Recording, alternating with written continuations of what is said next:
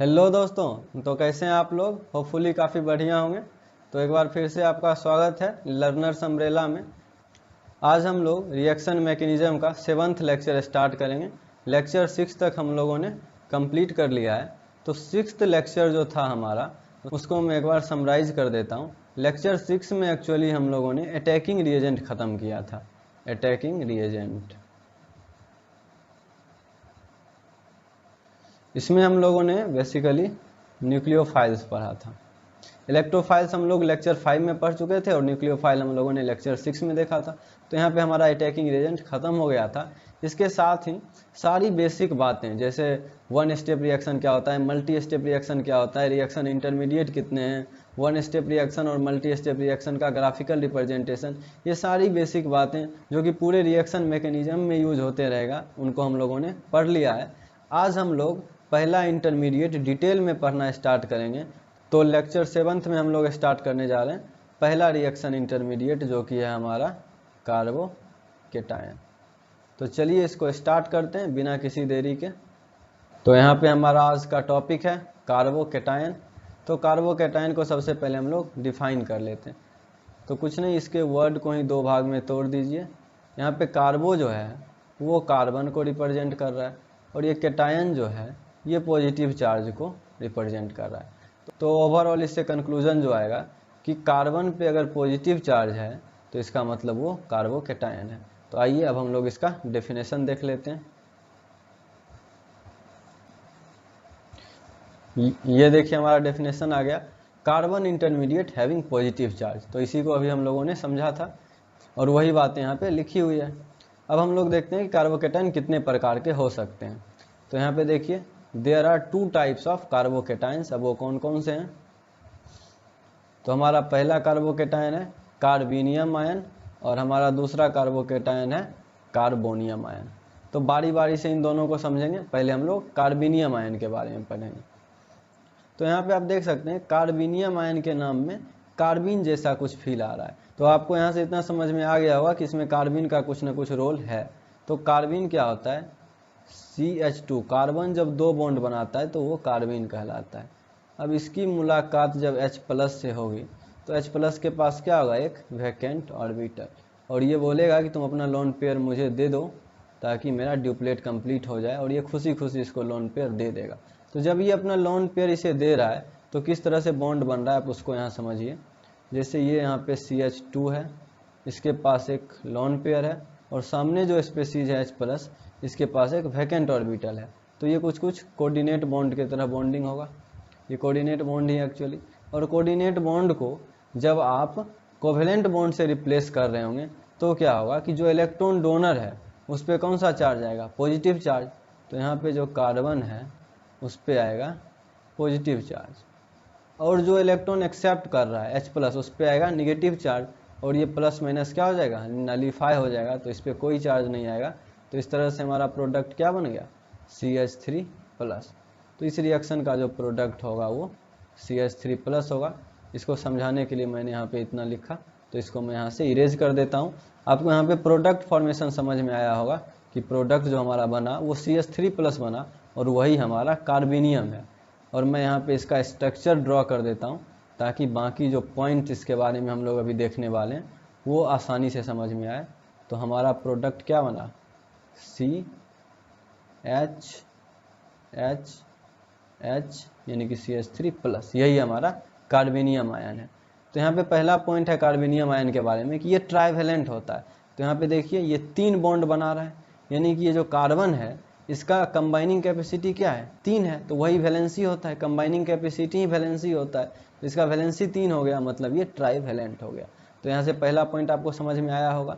अब हम लोग अगला पॉइंट देखते हैं, इनकम्प्लीट ऑक्टेट। अब देखिए कार्बन यहाँ पे 3 बॉन्ड बना रहा है और कोई लोन पेयर भी नहीं है। इसका मतलब ये हुआ कि कार्बन के वैलेंस शेल में 6 इलेक्ट्रॉन ही होगा, क्योंकि इसके पास केवल बॉन्डिंग इलेक्ट्रॉन ही है, लोन पेयर तो है ही नहीं। और बॉन्डिंग इलेक्ट्रॉन कितने हैं, 3 पेयर यानी कि 6। तो इसका इनकम्प्लीट ऑक्टेट हो गया। अगला पॉइंट हम लोग देखते हैं। अब ऑक्टेट इनकम्प्लीट है तो ये हाईली अनस्टेबल होगा, क्योंकि जब ऑक्टेट कंप्लीट होता है तब चीज़ें स्टेबल होती है। यहाँ पे ऑक्टेट इनकम्प्लीट है तो ये हाईली अनस्टेबल होगा। सारा चीज़ एक दूसरे से कनेक्टेड है। अब ये हाईली अनस्टेबल है तो हाईली रिएक्टिव भी होगा। तो वही बात अगला पॉइंट है हमारा हाईली रिएक्टिव। अब अगला पॉइंट देखिए हमारा है कि इलेक्ट्रोफाइल की तरह काम करता है। हम लोगों ने इलेक्ट्रोफाइल के एग्जाम्पल में भी देखा था कि CH3+ इलेक्ट्रोफाइल है। अब हम लोग यहाँ पे CH3+ का एक्चुअल स्ट्रक्चर बनाते हैं। तो देखिए CH3+ कुछ ऐसा होता है, इसके पास एक वैकेंट p ऑर्बिटल होता है यहाँ पे, और साथ ही साथ ये प्लेनर स्ट्रक्चर होता है। इधर एक हाइड्रोजन डैश पे और एक हाइड्रोजन इधर वेज पे और एक हाइड्रोजन यहाँ और यहाँ प्लस चार्ज। तो ये कुछ इस तरह से होता है। ये वैकेंट ऑर्बिटल है तो इसमें ये इलेक्ट्रॉन एक्सेप्ट कर सकता है, तो इसीलिए ये इलेक्ट्रोफाइल की तरह काम करता है। और आपको अगर याद हो तो हम लोगों ने पढ़ा भी था कि CH3+ इनकम्प्लीट ऑक्टेट और पॉजिटिव चार्ज दोनों रखता है, तो ये स्ट्रॉन्ग इलेक्ट्रोफाइल में आता था फर्स्ट कैटेगरी वाले में। आपको ये याद आया होगा। अब हम जो अगला पॉइंट देखने वाले हैं वो भी इसी से कनेक्टेड है कि इसके पास वैकेंट ऑर्बिटल होता है। तो अगला पॉइंट देखिए हमारा है having VO। VO means vacant orbital. तो कौन सा वैकेंट ऑर्बिटल होता है? वैकेंट p ऑर्बिटल, और यही है वो वैकेंट p ऑर्बिटल। तो ये सारा पॉइंट आपको समझ में आ गया होगा। अब हम कार्बोनियम आयन से रिलेटेड कुछ और पॉइंट्स देखते हैं। हमारा अगला पॉइंट है कि ये लुईस एसिड है। तो यहाँ पे फिर से कार्बोनियम आयन का स्ट्रक्चर आप देख लीजिए, कुछ इस तरह से था। तो इसके पास ये जो वैकेंट ऑर्बिटल है, वैकेंट p ऑर्बिटल, इसके कारण ये इसमें इलेक्ट्रॉन पेयर एक्सेप्ट कर सकता है, और इलेक्ट्रॉन पेयर एक्सेप्टर ही लुईस एसिड कहलाता है। तो ये आपको समझ में आ गया होगा कि इसको लुईस एसिड क्यों कहते हैं। मैं इसके आगे ब्रैकेट में लिख भी देता हूँ, तो इसको इरेज कर लेता हूँ। फिर यहाँ पे ये लुईस एसिड इसलिए है क्योंकि ये लॉन पेयर एक्सेप्टर है। इसके पास जो वैकेंट ऑर्बिटल है उसमें ये लॉन पेयर एक्सेप्ट कर लेता है। आइए अब हम लोग अगला पॉइंट देखते हैं। अगला पॉइंट है कि इसके पास बॉन्ड पेयर कितना होगा, ये पूछ रहा है। तो इसके पास 3 बॉन्ड पेयर है। यहाँ पे मैं आपको स्ट्रक्चर ड्राइंग कर देता हूँ फिर से। H यहाँ पे वैकेंट p ऑर्बिटल, यहाँ पे एक H और ये प्लस। तो यहाँ पे आप देख सकते हैं 3 बॉन्ड पेयर है। अगला देखते हैं हम अनपेयर्ड इलेक्ट्रॉन। तो यहाँ पे अनपेयर्ड इलेक्ट्रॉन एक भी नहीं है, क्योंकि बॉन्डिंग इलेक्ट्रॉन जितने सारे पेयर्ड हैं और लॉन पेयर कोई है नहीं। अगर लॉन पेयर होता भी तो भी वो पेयर्ड में ही आता। तो अनपेयर्ड इलेक्ट्रॉन कितने हो गए? 0। अगला पॉइंट हम लोग देखते हैं इसमें क्या है। अगला पॉइंट लॉन पेयर पूछ रहा है, तो इसके पास कोई लॉन पेयर नहीं है, तो लॉन पेयर भी 0। अगला पॉइंट देखते हैं मैग्नेटिक मोमेंट। अब देखिए आप लोग इनऑर्गेनिक केमिस्ट्री में पढ़े होंगे, मैग्नेटिक मोमेंट का फॉर्मूला होता है √n × n+2। अब यहाँ पे where n is number of unpaired electron. तो यहाँ पे देखिए अनपेयर्ड इलेक्ट्रॉन 0 है, तो आप इस फॉर्मूला में n के जगह 0 रख दीजिए। तो देखिए क्या आएगा, √0 × 0 + 2। तो यहाँ पे किसी भी संख्या को 0 से मल्टीप्लाई करेंगे तो वो 0 आ जाएगा, और √0 भी 0 ही होगा। तो इसका मैग्नेटिक मोमेंट कितना हो गया? 0। तो मैं ये यहाँ से इरेज कर देता हूँ, क्योंकि इसके आगे भी कुछ पॉइंट्स आएंगे, और ये भी मैं मिटा देता हूँ क्योंकि ये सब आप इनऑर्गेनिक में पढ़ चुके होंगे। मैं यहाँ पे सीधा इसका वैल्यू लिख देता हूँ, ये 0 आएगा। अगला पॉइंट हम लोग देखते हैं स्पिन मल्टीप्लिसिटी। ये भी आप लोग इनऑर्गेनिक केमिस्ट्री में पढ़ चुके हैं। इसका फॉर्मूला होता है 2 mod s + 1, और ये s जो है वो टोटल स्पिन को रिप्रेजेंट करता है, जो कि अनपेयर्ड इलेक्ट्रॉन पे डिपेंड करता है। और वैसे इसका एक शॉर्ट ट्रिक भी होता है, नंबर ऑफ अनपेयर्ड इलेक्ट्रॉन +1। तो यहाँ पे अनपेयर्ड इलेक्ट्रॉन एक भी नहीं है, तो इसका आंसर 1 हो जाएगा। ये आप इनऑर्गेनिक केमिस्ट्री में पढ़े होंगे, ठीक है, इसलिए इस पर आपको ज़्यादा टेंशन नहीं लेना है यहाँ पे। अगला है हमारा हाइब्रिडाइजेशन। तो क्लियरली यहाँ पे दिख रहा है ये प्लेनर मॉलिक्यूल है और इसका हाइब्रिडाइजेशन sp2 है। तो यहाँ पे आप लिख सकते हैं sp2। एक मिनट में इसको थोड़ा ऊपर लिख देता हूँ ताकि sp2 अच्छे से लिख पाऊँ। 2 mod s + 1 = 1 हाइब्रिडाइजेशन sp2। चलिए अब अगला है हमारा बॉन्ड एंगल। ये जितने भी प्लेनर मॉलिक्यूल होते हैं इनका ये बॉन्ड एंगल जो है वो 120 डिग्री होता है। ये सब आप लोग केमिकल बॉन्डिंग में पढ़ चुके होंगे। तो बॉन्ड एंगल 120 डिग्री। अगला इसका जियोमेट्री। तो इसका जियोमेट्री आप लोग यहाँ से देख सकते हैं। Trigonal planar. तो वही मैं यहाँ लिख देता हूँ, ट्राइगोनल प्लेनर। तो ये जो तीन चीज़ें हैं ना, तीन चीज़ें, ये आप लोग केमिकल बॉन्डिंग में पढ़ चुके होंगे, और ये दो चीज़ें आप लोग बेसिक इनऑर्गेनिक केमिस्ट्री में पढ़ चुके होंगे, बेसिक आईओसी इनऑर्गेनिक केमिस्ट्री। बाकी चीज़ें जो ये समझने वाला था यहाँ पे वो आप समझ गए होंगे। इसमें मेजर पार्ट इनऑर्गेनिक का था, तो ज़्यादा टेंशन लेने का ज़रूरत नहीं। अगर आपका केमिकल बॉन्डिंग अच्छा है तो ये सब चीज़ें आसानी से समझ आ गया होगा। अब आइए हम लोग इसके आगे की चीज़ें देखते हैं। इसके आगे एक बेहद इंपॉर्टेंट पॉइंट है कि कार्बोकैटायन, यानी कि कार्बोनियम आयन, जिसके बारे में अभी हम लोग पढ़ रहे हैं। कार्बोनियम आयन अभी हम लोगों ने स्टार्ट भी नहीं किया है। तो कार्बोकैटायन यानी कि carbonium ion can be approached from both sides. इसका मतलब समझिए, can be approached from both sides का क्या मतलब हुआ। जैसे मान लेते हैं कि ये एक कार्बोकैटायन है, यहाँ पे मान लीजिए कोई ग्रुप लगा हुआ है P, यहाँ पे आपका वैकेंट ऑर्बिटल है, यहाँ पे वेज वाला ग्रुप है कोई, मान लीजिए Q, और यहाँ पे एक ग्रुप लगा हुआ है R। ये प्लेनर मॉलिक्यूल है, ये इसी प्लेन में है, इस प्लेन में, ठीक है, ये प्लेन। अब ये क्या है, कार्बोकैटायन जो है वो इलेक्ट्रोफाइल है, तो इस पर कौन अटैक कर सकता है, न्यूक्लियोफाइल। तो यहाँ पे मान लीजिए एक न्यूक्लियोफाइल, तो ये न्यूक्लियोफाइल जो है ना, वो इसको इधर से भी अटैक कर सकता है और इधर से भी अटैक कर सकता है। तो ये न्यूक्लियोफाइल जब ऊपर से अटैक कर रहा होगा, तो जैसे ही ये इधर से आएगा, ये तीनों जो है पी, क्यू और आर, ये रिपल्सन के कारण थोड़ा थोड़ा नीचे हो जाएगा, और जो प्रोडक्ट मिलेगा उसको आप लोग ध्यान से देखिएगा। ये कार्बन यहाँ ऊपर से आया न्यूक्लियोफाइल, और ये पी जो है वो डैश पे ही थोड़ा नीचे हो गया पी, और ये वेज पे ही थोड़ा नीचे हो गया क्यू, और ये आर। और वैसे भी ये होना ही था, क्योंकि प्रोडक्ट जो है उसमें 4 ग्रुप लगे हुए हैं, तो ये टेट्राहेड्रल होगा।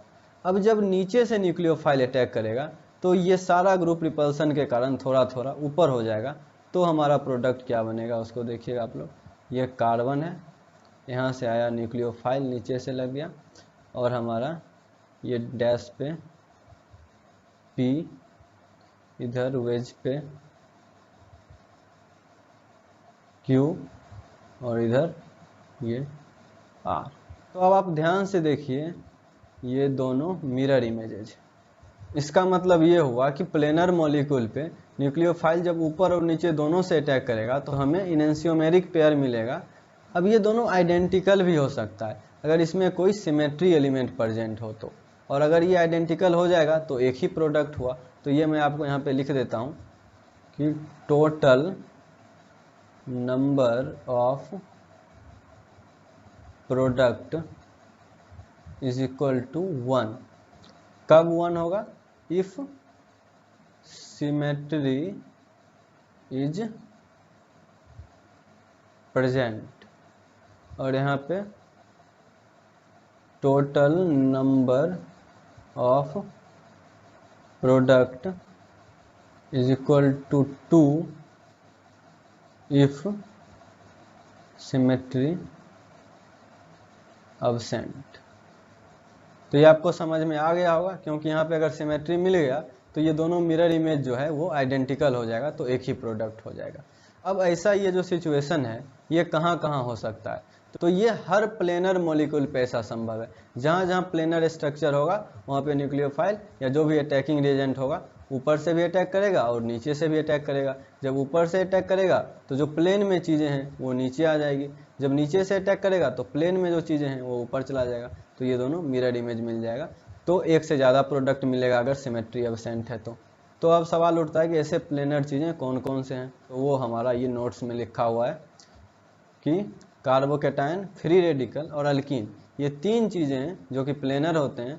तो ये can be approached from both side because they are planar. तो ये आपको समझ में आ गया होगा। अब आइए हम लोग आगे देखते हैं। तो अगला जो हमारा टॉपिक है वो है स्टेबिलिटी ऑर्डर ऑफ कार्बोकेटाइन। ये एक्चुअली जीओसी में समझाया जाता है क्योंकि कार्बोकेटाइन और कार्बोएनाइन को कौन कौन से फैक्टर स्टेबलाइज करते हैं ये हम लोग जीओसी में ही पढ़ते हैं। तो यहाँ पे मैं आपको ऑर्डर लिख दूंगा, और अगर आप लोग जीओसी 11th क्लास में पढ़ रखे होंगे तो आपको समझ में आ जाएगा, और अगर आपने 11th क्लास में जीओसी नहीं पढ़ा है तो आप इसको अभी के लिए याद रख लेंगे। तो आइए देखते हैं स्टेबिलिटी ऑर्डर ऑफ कार्बोकेटाइन। तो सबसे ज़्यादा स्टेबल जो कार्बोकेटाइन है वो हमारा ये होता है। अगर आपने जीओसी पढ़ा होगा तो डांसिंग रेजोनेंस का नाम सुना होगा या फिर सिग्मा रेजोनेंस का नाम। तो ये जो हमारा कार्बोकेटाइन है ये डांसिंग रेजोनेंस के कारण सबसे ज़्यादा स्टेबल होता है। उसके बाद दूसरा जो हमारा स्टेबल कार्बोकेटाइन है वो ये वाला कार्बोकेटाइन है। ये एरोमेटिक कार्बोकेटाइन है, इसलिए काफ़ी ज़्यादा स्टेबल होता है। और तीसरा जो हमारा कार्बोकेटाइन है वो ये वाला है, तीनों वैलेंसी पे फिनाइल लगा हुआ है, तो ये कार्बोकेटाइन भी काफ़ी ज़्यादा स्टेबल है। अगला हमारा कार्बोकेटाइन जो है इसमें आप 2 वैलेंसी पे फिनाइल लगा दीजिए और 1 पे हाइड्रोजन, ये भी काफ़ी ज़्यादा स्टेबल कार्बोकेटाइन है। अगला जो हमारा कार्बोकेटाइन है इसमें 1 वैलेंसी पे फिनाइल रखिए, 1 पे अल्काइल ग्रुप, 1 पे हाइड्रोजन, ये भी काफ़ी ज़्यादा स्टेबल। अब इसके बाद एक्सेप्शनली यहाँ पे फिनाइल के बाद ये 3 डिग्री कार्बोकेटाइन, यहाँ पे देखिए अगर कुछ नहीं लिखा हुआ है तो CH3 आप समझ ही गए होंगे। तो ये हमारा कार्बोकेटाइन। उसके बाद आता है 1 pH वाला और 2 हाइड्रोजन वाला। इसको आप लोग ऐसे भी लिख सकते हैं शॉर्ट में PHCH2, ये वाला कार्बोकेटाइन। और इसके बाद हमारा आता है allylic carbocation, CH2 single bond CH double bond CH2 यहाँ पे प्लस, ये एलाइलिक कार्बोकेटाइन। और इसके लगभग बराबर स्टेबिलिटी रखता है ये हमारा कार्बोकेटाइन। इसको मैं यहाँ ओपन करके लिख देता हूँ, CH3 यहाँ पे CH, यहाँ पे CH3 और इस पे प्लस होगा। तो इसके बाद जो हमारा कार्बोकेटाइन होगा वो होगा 1 डिग्री कार्बोकेटाइन ये। इसके बाद CH3 प्लस, इससे भी ज़्यादा अनस्टेबल जो है वो हमारा होगा ये डबल बॉन्ड वाला। ये यहाँ पे 2 नहीं आएगा क्योंकि यहाँ पे मैं प्लस चार्ज बनाने जा रहा हूँ, तो ये आएगा। और इससे भी ज़्यादा अनस्टेबल होगा ट्रिपल बॉन्ड वाला। इनफैक्ट ये सारे कार्बोकेटाइन जो हैं 1 डिग्री से लेके उसके बाद वाले सारे, ये आपको कहीं देखने के लिए नहीं मिलेंगे। मैं इनके नीचे क्रॉस लगा देता हूँ क्योंकि ये बहुत अनस्टेबल कार्बोकेटाइन होते हैं, तो ये आपको कहीं देखने के लिए नहीं मिलेंगे। तो आज के लिए इतना ही। आज हम लोगों ने क्या क्या पढ़ा एक बार उसको समराइज कर लेते हैं। आज हम लोगों ने कार्बोकेटाइन स्टार्ट किया। इसमें हम लोगों ने सबसे पहले कार्बोकेटाइन का डेफिनेशन देखा था। उसके बाद हम लोगों ने इसको 2 पार्ट में क्लासीफाई किया, एक कार्बोनियम और एक कार्बोनियम। आज हम लोगों ने कार्बोनियम के बारे में पढ़ा। अगले लेक्चर में हम लोग कार्बोनियम के बारे में पढ़ेंगे। तो इसके बारे में हम लोगों ने पहले कुछ इंपॉर्टेंट नोट्स देखा। उसके बाद हम लोगों ने इंपॉर्टेंट नोट्स में ही देखा इसको ऊपर और नीचे दोनों तरफ से अप्रोच किया जा सकता है, जिसके कारण अगर सिमेट्रिकल हो प्रोडक्ट तो एक प्रोडक्ट मिलेगा, और अगर अनसिमेट्रिकल प्रोडक्ट हो तो 2 प्रोडक्ट मिलेगा।